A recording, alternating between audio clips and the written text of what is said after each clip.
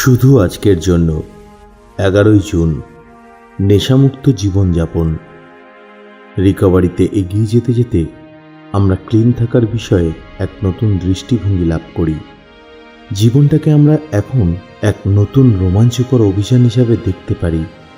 Basic text, পৃষ্ঠা number 88। আমরা খুব ভালো করে জানি যে নেশা করার সময় জীবনটা বেশ নোংরা হয়ে উঠেছিল।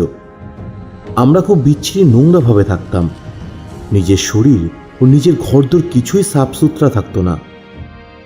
বাইরের নোংরা থেকেও বেশি খারাপ ছিল আমাদের মনের ভিতরের নোংরা অনুভূতি, নিজেকে নোংরা মনে হওয়াটা।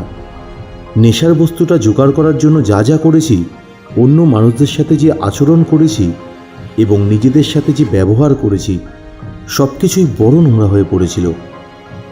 আমাদের অনেকেরই মনে পড়ে যে আমরা অনেক দিন ভরে উঠে শুধু এই ভেবেছি যে একবারের জন্য হলেও আমরা যদি আমাদের নিজেদের ও আমাদের জীবনের ব্যাপারে স্বাচ্ছন্দ্য অনুভব করতে পারতাম। আজকে নেশামুক্ত জীবনযাপন করার ফলে আমাদের নিজেদেরকে আর নোংরা বলে অনুভব করি না।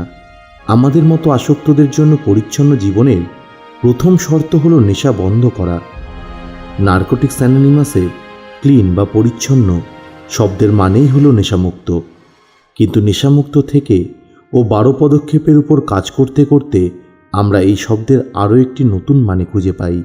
আমাদের রোগকে লুকিয়ে ও অস্বীকার না করে আমাদের আসক্তির সত্যিটা স্বীকার করলে এই পরিচ্ছন্নতা আমাদের মধ্যে আসে।